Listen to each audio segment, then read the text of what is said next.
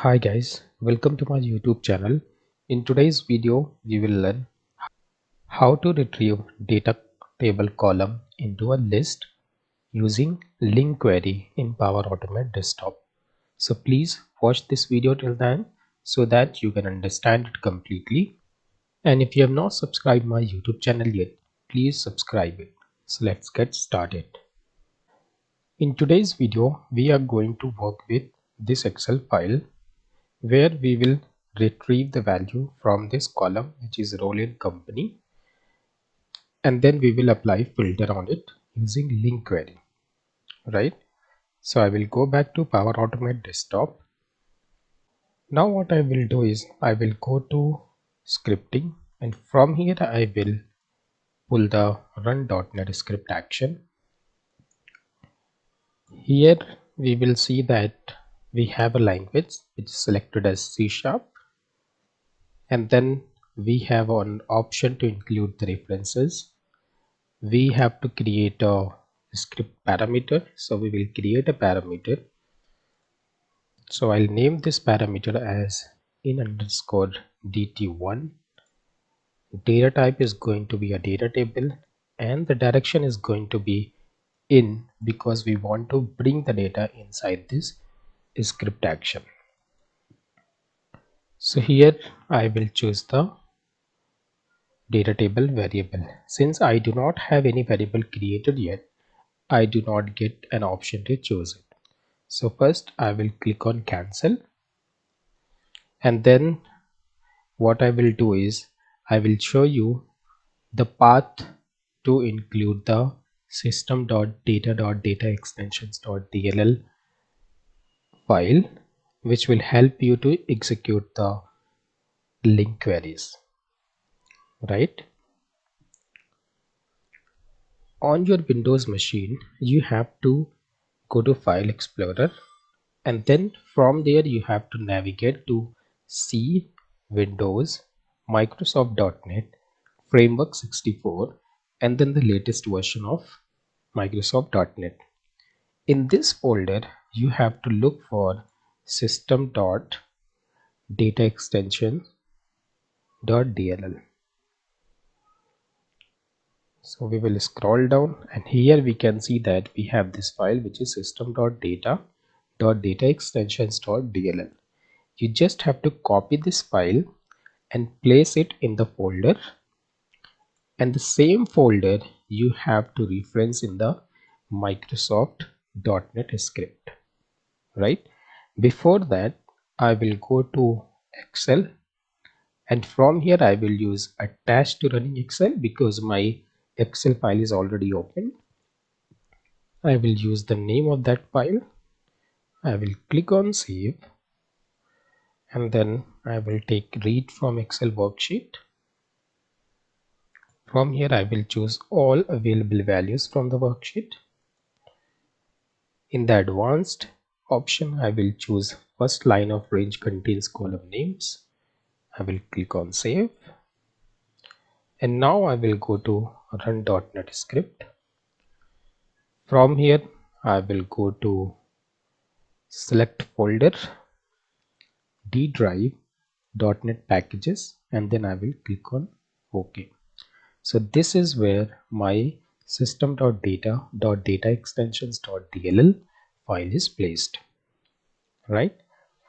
Now I will go to script parameters, then I will click on this plus icon. I will create an input data table variable which is in underscore dt1. You can name your variable anything as you wish. Type I will choose as data table. Direction is going to be in because we want to bring that Excel data values inside this script parameter or is a script action. And then from here I will choose Excel data, and one parameter that we want to create is in, or I'll name it as out underscore list data.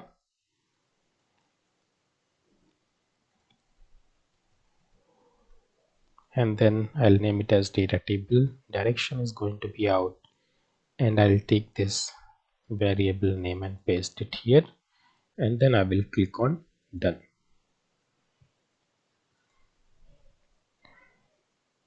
Now what we have to do is, here we have to filter the data, and before that we have to retrieve the data from a specific column, right? So what I will do is I will create a IEnumerable variable. Data type I'll specify as a string. I'll name it as query. And now what I want to do is I want to retrieve the column from this table.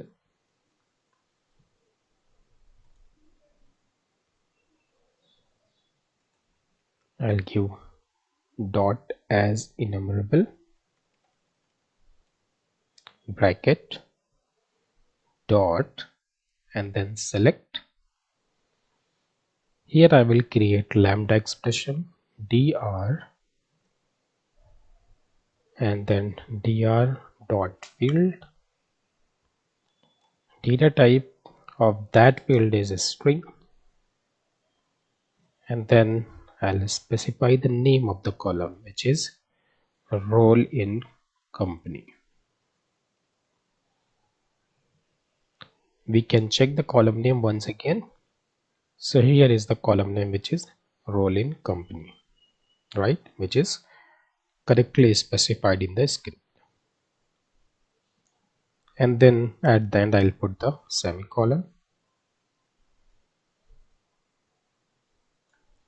Next line that we have is I'll create one more IEnumerable variable. Type is going to be string. I'll name this variable as string2 equals to query dot as enumerable dot where, and here again we have to create a lambda expression, which is x is to x dot to a string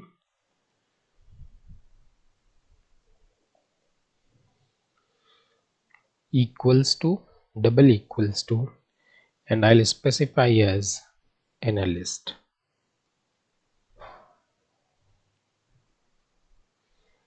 And at the end I will convert it to list because we want the output in the list type. Once you have converted it to list, I will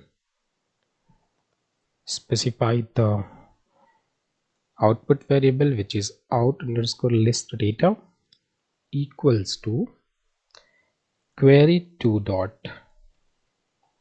list.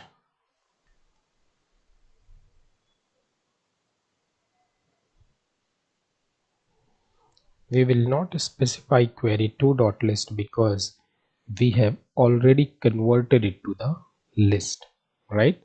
If we are not adding dot to list here, then we need to specify dot to list here, right?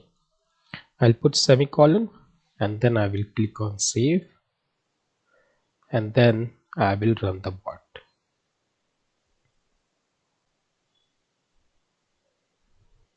So we have got an error about the conversion of the IEnumerable variable to data table.